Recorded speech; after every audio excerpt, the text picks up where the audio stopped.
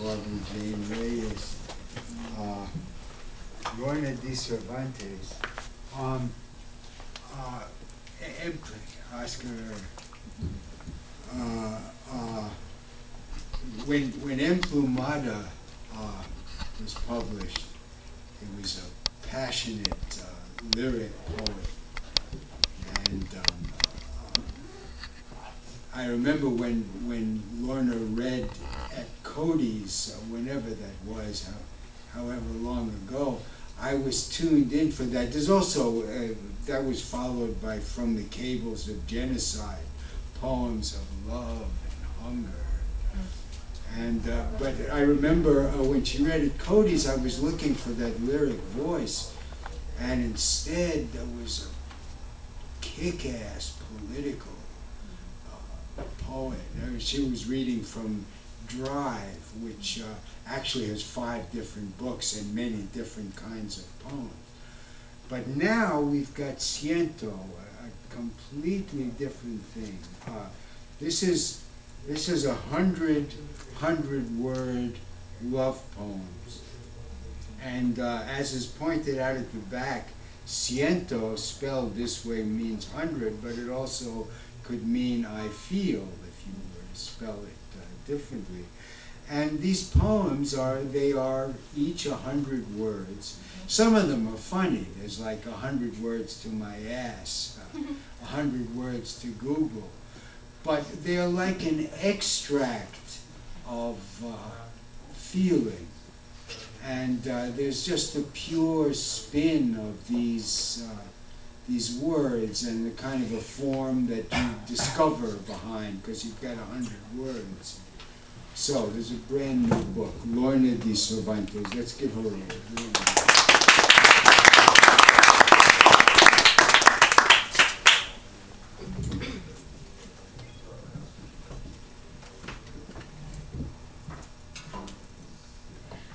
Thank you. Thank you, Joyce. Thank you, Richard. Thank you all for coming. It's always a pleasure. You know, I think I've only read for Poetry Flash once before. Maybe twice if I did do an Emplumada reading, and that would have been like early on in '81. I had read Emplumada. Yeah, because I think I only actually did an official Poetry Flash reading at Cody's once when Drive came out. So I'm really happy to be here. And at that reading 5 years ago, Joyce asked me to read again sometime and who I would like to read with. And I said, Barbara Jane Reyes. And then the book was delayed, and by that time, I think Barbara was in between books or had read already for the series. So one of the fun things about running a series, as you know, is being able to match poets, you know, and thinking about these individual voices and how they weave together and how they've actually influenced each other. Because I've been watching this girl since she was a girl, way back. And I thought, yes, a poeta de San Francisco. I'm also a poeta de San Francisco, having been born there. My father and his wife, Susan Cervantes, started the Presida Eyes Mural Center. So the Mission District is, you know, in the heart of me. And so I thought, well, that would be cool, you know, like a younger generation and an older generation. So if you don't know the other books, and if you're a scholarly type, this book has just come out, Stunned into Being, Essays on the Poetry of Lorna Dee Cervantes. I'll warn you, it's a sad story, but I already know how it ends. So it's weird when people write about you, you know, and it was even weirder because they didn't give me the galleys, you know. They didn't trust me with the galleys. So I never actually read this book until last month. And so I had to write a poem for it.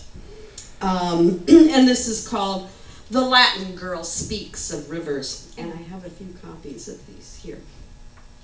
And of course, A Latin Girl Speaks of Rivers is after a poem by Langston Hughes, The Negro Speaks of Rivers. Because this book going back to my early poetry as well as the novels that I'm writing, a young adult novel and a novel set here in Berkeley, among other places, Bay Area, San Francisco, San Jose, Santa Cruz. I'm kind of stuck in this 14-year-old mind frame. So this is The Latin Girl Speaks of Rivers. When I wrote about the Serpentine River, I was really writing about a rape. When I wrote about the moon over an oak tree, I was writing about a pre-teen pregnancy. When I wrote about the crystalline sea, I was writing all the horror around me into intricate filigree. I was writing my heart out. I was writing myself back in. When I wrote about heart, I imagined a muscle of infinite distance, of the brave little choo-choo times 10. I was dreaming of a heart-shaped boat, an extension of my past, my trapped beginnings. When I wrote of a river, it was one I could get myself into twice. It was wide as an Anglo-dammed Nile, long as the Negro Mississippi. I wanted to wrench myself a new closure. I wanted the tourniquet and the cannon. I wanted the white water to sail me to a place where the journey never ends. Instead of the endless fluid nights, I wanted the fissures to heal of their own magma. I wanted something of the banks to make clay, to make me a setting at someone's bountiful table. I wanted real silver on the plates of that liquid path. I wanted its icy skin to burn against mine, to cleave with each lap and run like the fallen log I was. I wanted the box of my childhood to open. I wrote longing in some minor key about a crystalline river, about the telling moon, about a single leaf that could carry me home, about the knowing sea, about me.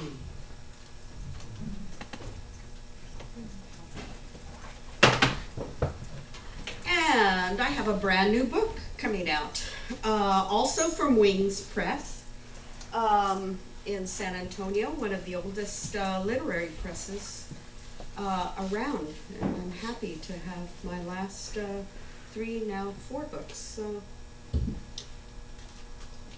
published by them. This is a book called Ciento, 30-something of the Cruelest. And one of the things I've been doing, I guess for about the last 10 years, beginning with Drive, is really stepping away from myself. There was a strategy to Emplamada to have it be accessible and to document my personal history that was not being documented in any of the official forms of history, or even herstory at that point in time. So I've sort of been backing away doing docu-poems in Drive, the long poem Coffee, long poem Bananas, and they're all online, as well as in the book.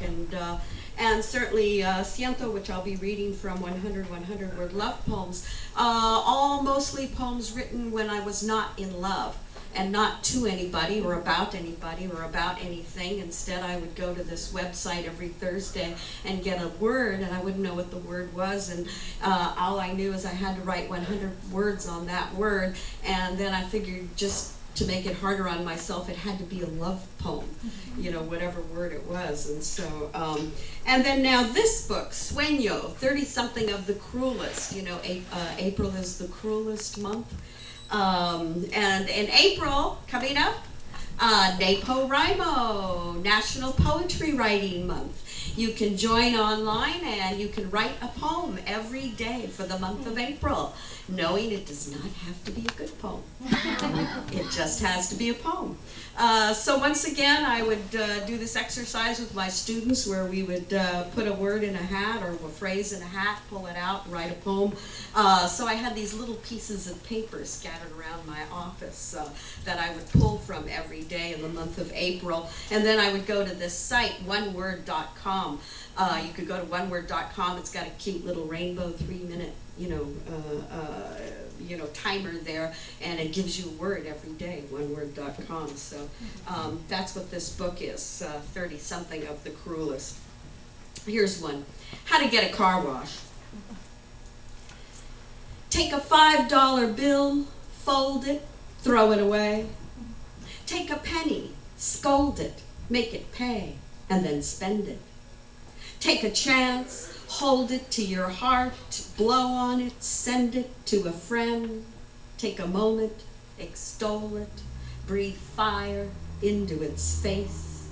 Face it, then forget it. All the way the highways go, drive them in a silver sedan.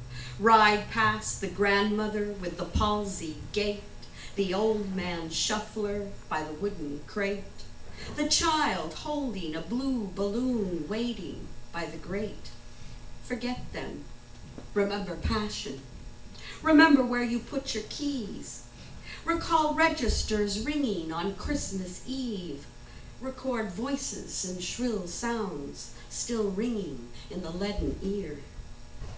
Then pay the master, pay the slave, fill up on tanks of rage and rest, gun the engines of your folly, flee towards the second best, the third eye, the favored relative, the sullen child cheered by snow. Feel your way back to the second crossing, and there, by the fresh grave in the mirror, open the hoses, shine the chromy cheeks, polish the head, and care. White walls are great for poetry. Chewy came late, or not at all. He pissed off the principal and pulled the hair of the pretty chola by the choya. He dissed his homework, fed the chinchilla barbecue Doritos until it died after excreting a brilliant orange mound of dust. He jabbed the janitor in the face with his pencil, then furrowed the brow of the browbeaten teacher. All the classics passed him by, all the books with spines he let fly. He broke the headlights of the head cheerleader's car and then slingshot the lights in the parking lot. He stole all the hot dogs from the cafeteria and then ate all the strawberry popsicles too. And afterwards, he picked up a pen and followed his fate. He scrambled up the scribble, letting long vowels and longing go chomping at the gate. His open hand, his heart in a great O of wonder. Oh, white walls are great for poetry.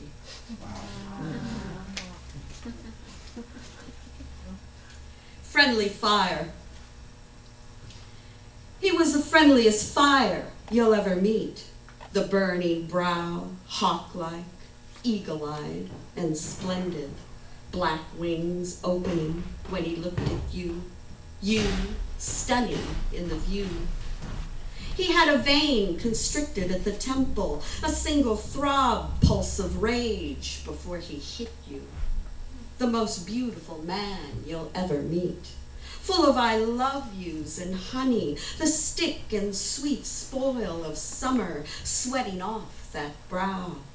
He'll knead you, he'll time you, ride you till it hurts, be a word he doesn't speak, a turn of phrase in French, something foreign to this land, the red dirt that birthed him, first son of a civilized tribe.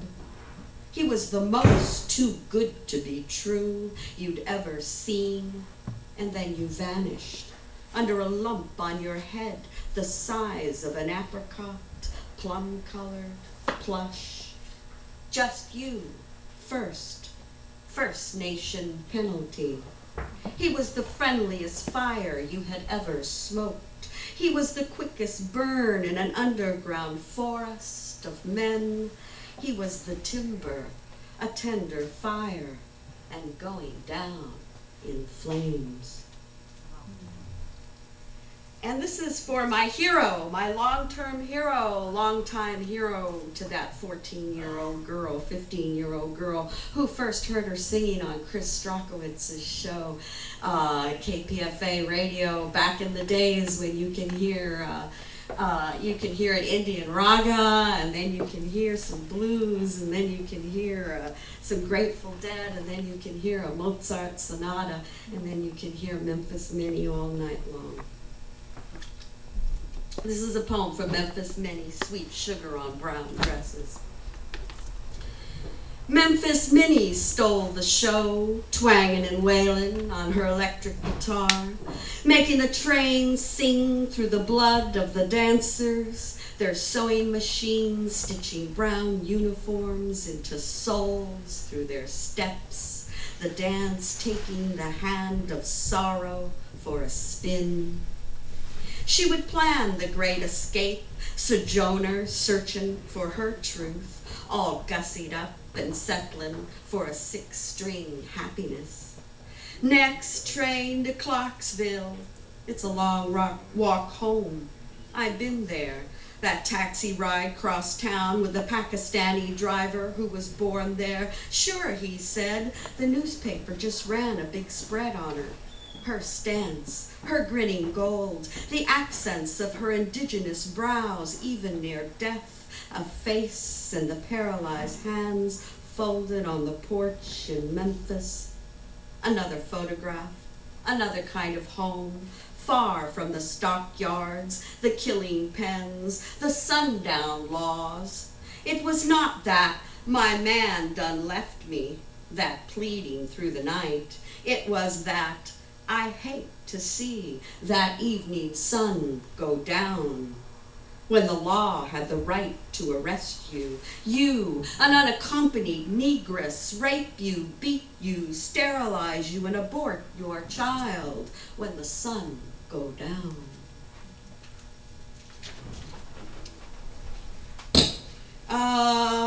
University towns are all the same. I used to hang out in Berkeley, and then for 20 years I was teaching at CU Boulder, loving those mountains there. And this is a poem I wrote in April, the cruelest month. And I'm sure you see it here in Berkeley. Kitchen grief. See the buzzards over Boulder today? Dead hot, earthquake weather. If it'd been on the coast, circling, calculation.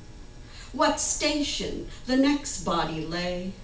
The birds above the quad, over the head of the upturned Dalton, Trumbos all handed, all heart mission. The bay of sky opening to the merchant ships, the clouds, the few skiffs of passion still lingering around the campus.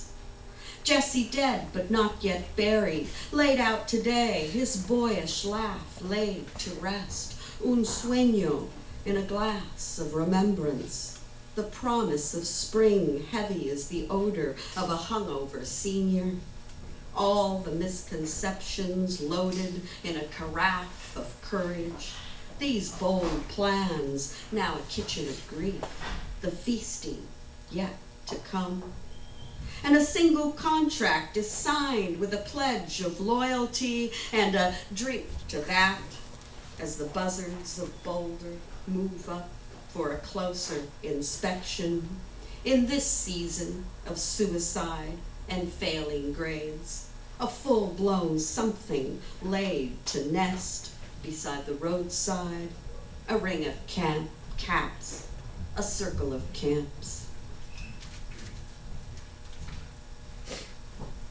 And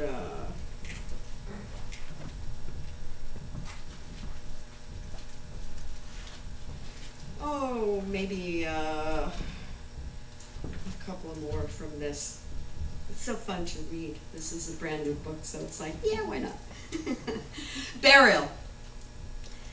Under the burning stones, between the skins of mud flats and clay tablets of a trash abandoned river, I see you. Mounds of the living under the flesh of the dead. Piquant wafts of your shreds, the ragged flags, a putrid longing to belong, to sing once again a hallowed song of self in a place under the open freeway lanes, a voice in the rush of rush, a bare tunnel asking the question, what is buried here? Who thrusts out among the living chalk? Who answers an unasked question? All of America is an Indian burial mound. Tiny. This is dedicated to my homegirls in San Jose. Tiny watched out the side of her mouth, talked out of turn, her sinuous sorrow tied up in a bundle of charm.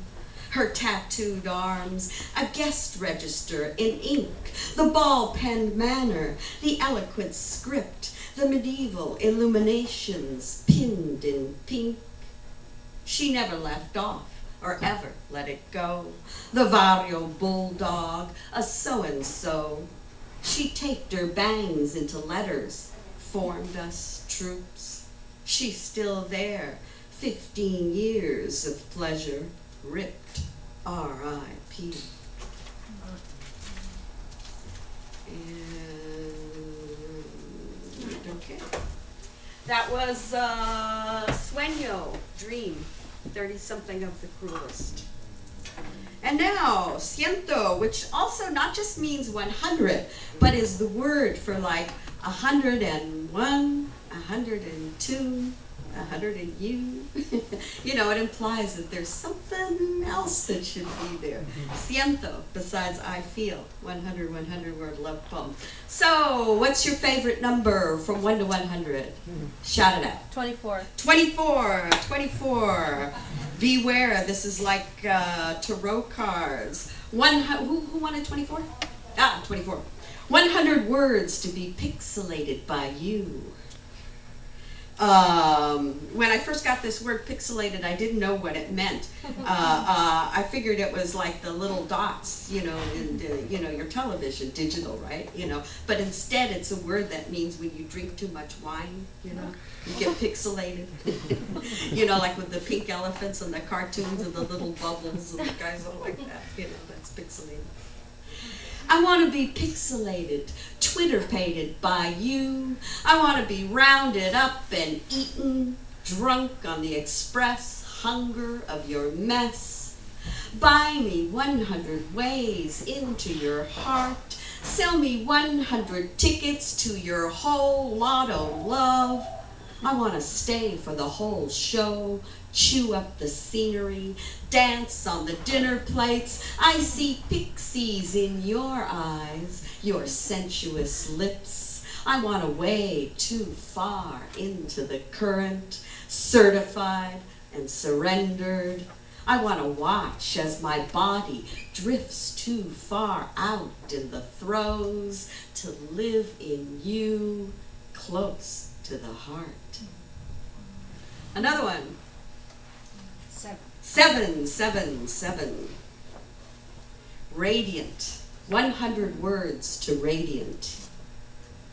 You, in the radiant crepuscular light, your succulent heart, sex-sucked lips, your twining hair, all halo and sash, your fill like the hummingbird, suckle, stay.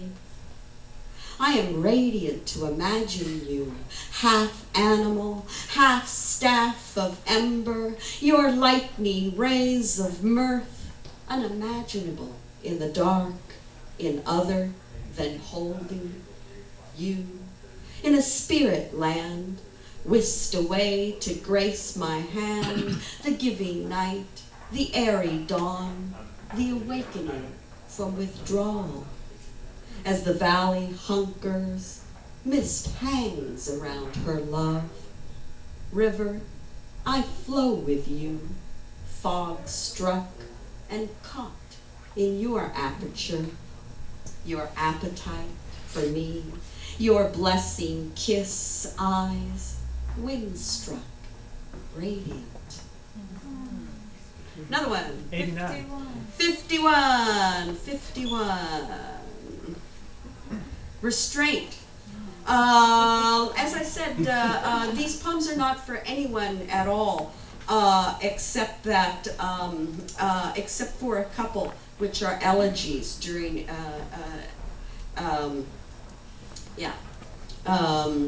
this is 100 Words of Restraint for a Berkeley poet, an elegy for a Berkeley poet, Alfred Arteaga. 100 Words of Restraint. Oh, I have to say he grew up in my neighborhood. I mean, he in San Jose, we met in San Jose in like 1973. 100 Words of Restraint, an elegy. How much hope we had. Restraint was how we grew, ever twining our long way out of there, intertwining sans desire. You, a golden lotus. Oh, I have to say, he was a race car driver, and he had a golden yellow lotus. You, a golden lotus, darling. How you fit that warm shoe, darling. You wore that new car scent, crisp and sweet, succulent for a man.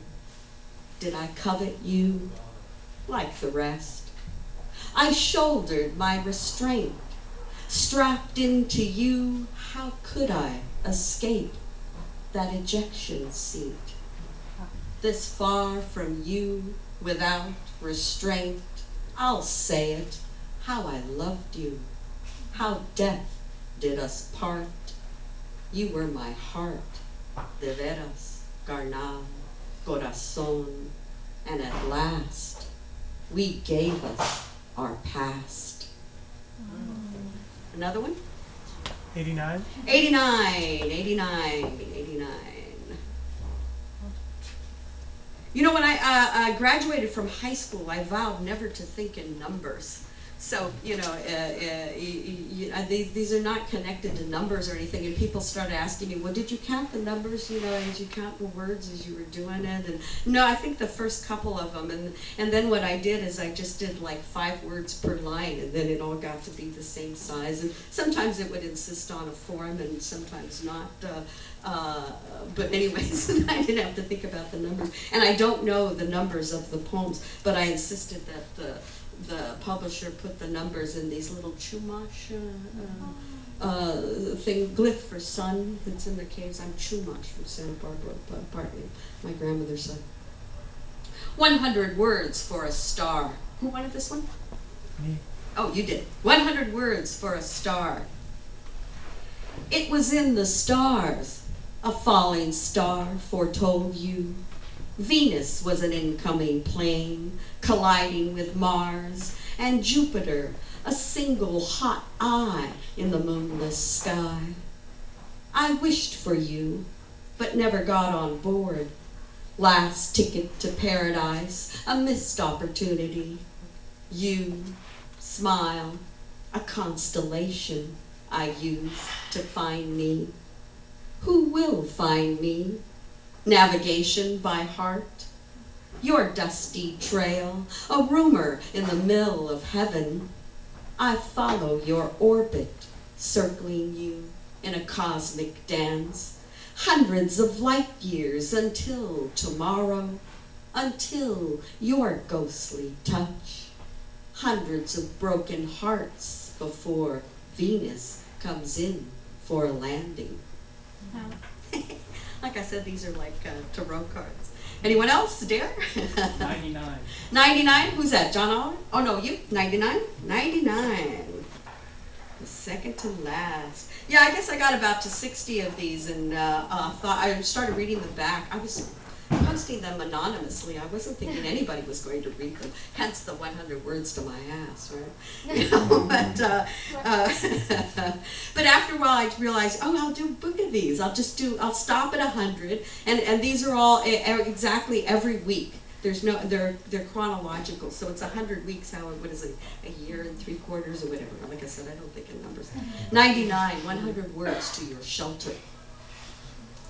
I love how you shelter me, the warmth within your hearth, all that wood you had stored.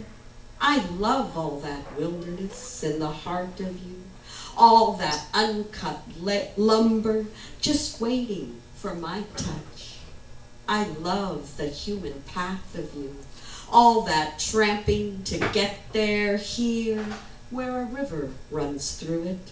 A shelter of smoke, of sensuous ribbons of past. Let me demonstrate. I will lay down my arms, play dead for you, wait for resurrection. Take me. I know a road clear to there. It will get us to where we will last.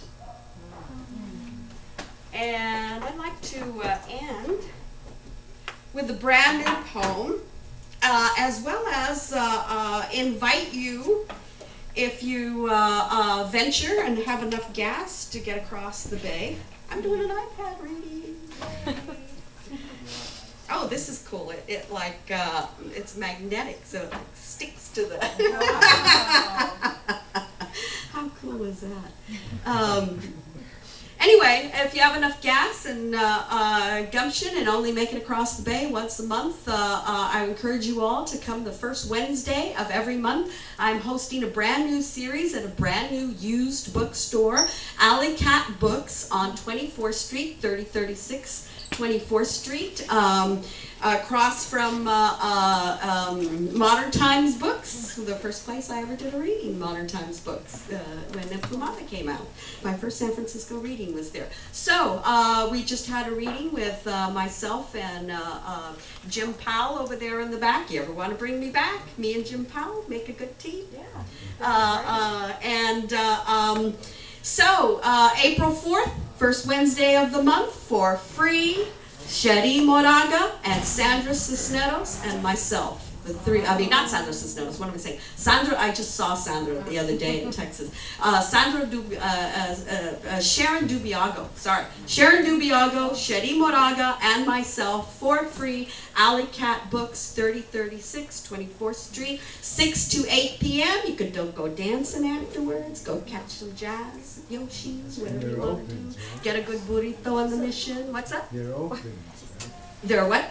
Open. Oh, duh, yeah, open mic, first Wednesday of every month. Please come down to Alley Cat Books in the Mission and join us. Barbara Jane Reyes, I don't know if you confirmed you're on that list, aren't you? I'm sure you are. I might be. Yeah, I sent you probably to an old email or something. But anyway. I just came back from San Antonio on my own ticket. I am the new I am this year's UC Regents lecturer. It's a great honor, and I'm housed in Berkeley in the English department. Thank you. I'm pleased about it. That 14-year-old girl inside of here is just really, really super pleased because she used to go hug those trees every weekend. But anyway, and dream about, someday going to school there, but anyway, and I'll be reading there April 6th for the commemoration of, 40 years of Quinto Sol Press there. But anyway, Chicano literature, 40 years, beginning with Quinto Sol Press, 45 years? Something like that. 45 years, I think it is. I dedicated most of my life to publishing Chicano writers like Barbara Jane Reyes. Not that I published her, but I just want to say to be Chicana is a state of consciousness, an awareness of occupied land, an awareness of your history, an awareness of your indigeneity, an awareness of the Americas. and that we come from the four corners, and we're here. Anyway, a lot of things have been happening in Tucson, as you know. Recently, HB, House Bill 2281. Tucson Unified School Districts went into middle schools and high schools during the classes were in session, boxed up books like Sandra Cisneros' House on Mango Street. My Press Mango was the first to publish Sandra Cisneros, little chapbook, kind of discovered her. Jimmy Santiago Baca, also another one, Mango. Ray Gonzalez, Carmen Tafoya, you know, and other honorary Chicanas like Henry David Thoreau of Civil Disobedience, William Shakespeare of The Tempest and Just the Tempest. We don't want those uppity slaves getting any ideas, right? You know, runaway slaves. Paulo Freire, Pedagogy of the Oppressed. Sherman Alexie, these books right over here. All Sherman Alexie's books banned from the Unified School District Tucson, and a zillion anthologies that I'm in. And all of these writers I dedicated my life to, and of these writers who inspired me, Rudolfo Anaya, Tomas Rivera, all of these books boxed up, Jose Antonio Burciaga, another poet I published. You know, Luis Urrea, a poet I taught, was my graduate student at CU Boulder. Those, all of his books, you know, and he's got books about being a Catholic worker and working on the dumps in Tijuana and writing about the border issues. I mean, controversial, come on. Sandra Cisneros' House on Mango Street, red shoes, come on. What's controversial about that? That's overthrowing the government, that's terrorism, that's profanity, that's, you know. Anyway, and these poems, my poems that are in these anthologies are in the SATs. So no more ethnic studies, no more Mexican American studies class, no more of these textbooks where they would find my poem in there. So if they don't, are not exposed to these and House on Mango Street and these other works, if they're not exposed to this, then they're going to miss the test on the SAT, whereas the advanced placement kids, which are all the white kids or whatever, you know, okay, they get to, you know, it's not banned in there, but it's banned in Mexican. Anyway, so it's a big issue. So I went down, there's a caravan distributing, libro traficante, like narcotraficantes, you know. Libro traficante, we're bringing banned books into Arizona. So it's a caravan that started in Houston up to San Antonio, so I just came back from San Antonio. It's in Albuquerque right now, so they're reading right now in Albuquerque for this thing. Luis Urrea, I just read with Sandra Cisneros just the other day, so I wrote a poem for this. A Chicano poem. They tried to take our words, steal away our hearts under their imaginary shawls, their laws, their libros, their líbranos, señores. No more. They tried to take away our spirit in the rock, the mountain, the living waters. They tried to steal our languages, our grandmothers' packs, our magma cartas for their own serfs. They razed the land and raised a constitution, declared others 3/5 a human being, snapped shackles, cut off a foot, raped our grandmothers into near mute oblivion.